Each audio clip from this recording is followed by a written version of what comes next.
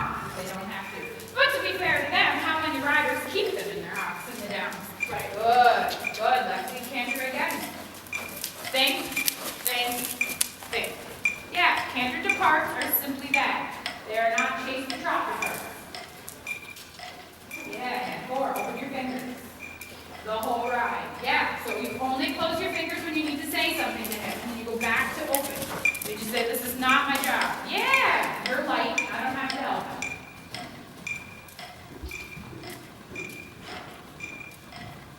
2 seat bones, 2 femurs, stretch. Yeah, be strong. It's like you have a shield on your front.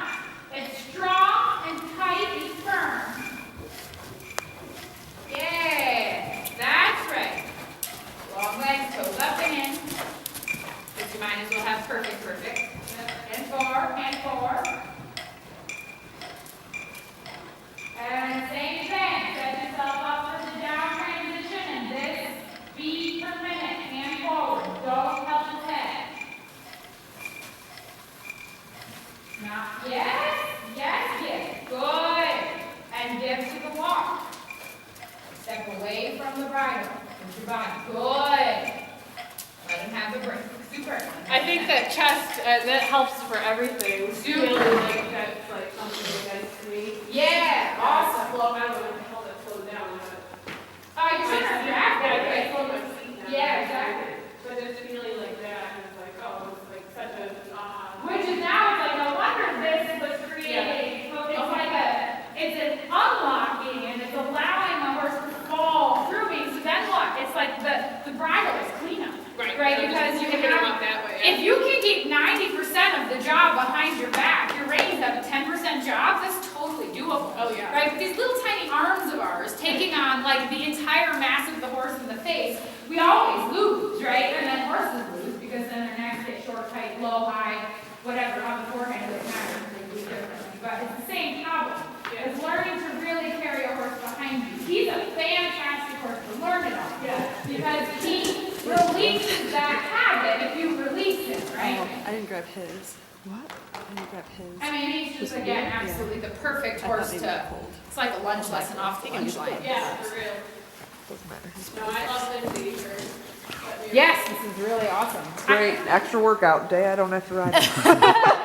Yeah, it's really good because he makes it very obvious, I think. Yeah. And in a weird way, not knowing him well, I think sets you up for like some habits to show up. Yeah. It's like, oh, by default, I'll come right out of the horse. I don't know. You know. So she's really making big strides forward because of him. Yeah, I think so too. That is gold. In the summer, I go through like 4 of these in a clinic. This is my first sip of the day. It's like, I won't be doing that again for 2 hours. So I'm trying to use my right leg more. Looking good, yep. That's still work in progress, but You definitely are a lot less curved. yeah. Yeah, so your what is that? Lateral strength is clearly better. Like you told me to lean forward. That was great. Yeah, don't lean back. I'm like, yes, this is great. Success! Yep. And it's still, oddly enough, it's a core invasion. Yep. Leaning back or leaning forward, they're sort of the same issue, but like you're saying, of course, like to have a total opposite pattern Yeah. show up, like, I'll fix this. I'm really good about that. Yeah. Just what you do now, once you start to not be leaning forward, is you just make sure you feel your whole tripod. Yeah. North Carolina. Okay. So that you can really feel your 2 seat bones and your pubic bone. I like to think of the pubic bone position because for women the saddle arcs up, right? The pommel arcs up. You can kind of think about having your pubic bone halfway up that mountain. That is the pommel. So it's not like you don't want your pubic bone at the base of the pommel and equal pressure with your tripod or your seat bones because that would put you in a pelvic tilt.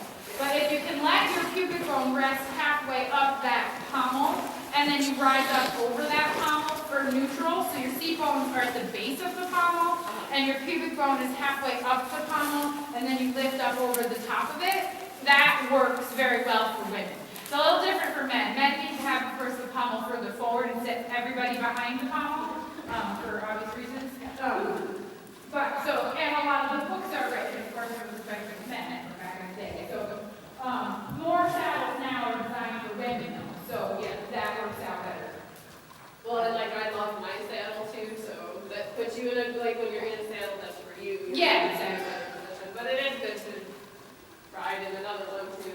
Yeah, it shows my fault. So Right, sure. I learned in men's saddles, and whew, that was painful. But it does make it yours. So then you get in a saddle that really fits you, and you're like, oh, this is actually super easy. Yeah. Rather than being like, I can do this, and damn it. Okay, let's try this side. Get your finger going again. I actually got a voicemail from North Carolina. I'm always like, ooh, for sale, or some junk call. So I always let it go to voicemail. So I don't want to deal with some junk call. Because it's the only reason someone from far away is going to call me is either a junk call or a horse for sale. Call. Hands forward, hold the fingers, short reins. Shortening the reins does not mean increasing the weight.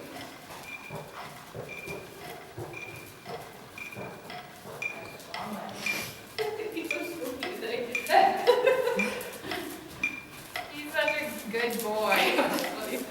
So many, like, one of the mares today did one of those just drop down, spin out, like 3 different times. So I'd be like, ah!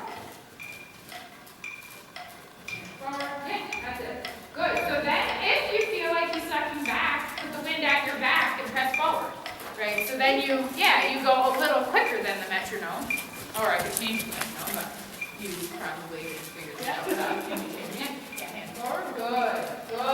That's it, and then ride your back. Yeah, and of course, if you do that and he actually responds, and you're like, oh my gosh, I can't believe it, then you use your lower leg to say, keep being active. Because as weight shifts towards their hocks, to their feet, so the hoof goes deeper in the ground, we're like, why would I pick my foot up off the ground? This is a lot of weight, right? Because that's why you need more lower leg. Yeah, hand forward. Ah. Yeah, good for that. Yes! So just remember, if you change the shape of the butt and the hoof and the back, the neck will fix, right? Sometimes you have to fix the neck in order to get the back and the butt to change. But not terribly often when Mr. Neck is in fine position and I don't have to do anything, right? Good. Right, thank you when you're ready. Hand four. Canter is not trot faster, it's just a change of gait. Oops. That was cute. Again. All rider, hand forward. That's the 2 reins. Yeah, and thumb and forefinger. Just carry the reins on the thumb and forefinger, and the ring finger does nothing until the ring finger has to do something for a moment, and then it stops doing it. Release it. Yeah, long legs, chest up. Yeah, and then canter, wind at your front. Yeah, wind at your back and forward. You see your hands are changing. They don't have to. Yeah. So one of the things I get from my trainer all the time is collect him no hands. Bring him back to you, no hands. Yeah, send it forward, no hands. Bring him back, no hands. Yeah, that's it. The longer the neck is, the easier it is for them to shift, right? And forward. I don't care if you have to use your finger. I do care a lot if you move your arm. Because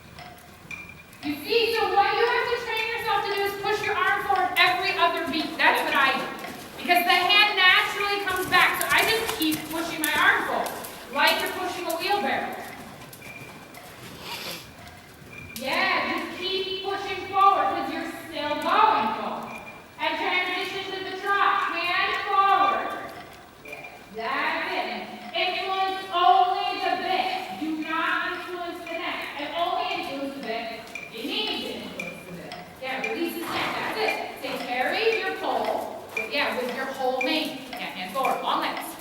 Drop. There. Yeah, you see how you're going like hands and butt on the same thing. Good. That's it. Long leg. That's it. And forward. Good. Forward. Yeah, no forward. Absolutely no forward. Yeah. If your ring fingers are closed, you're probably starting to tighten your wrist and your forearm. So you have to teach yourself first, no ring finger, so you get no forearm. Then you show yourself, oh look at the ring finger moves and the forearm doesn't have to ball up. Good. And right to canter when you're ready. Hands forward. Elbows are good. The arm is short. With the arm forward. That's it. Step back the right eye when you not turn.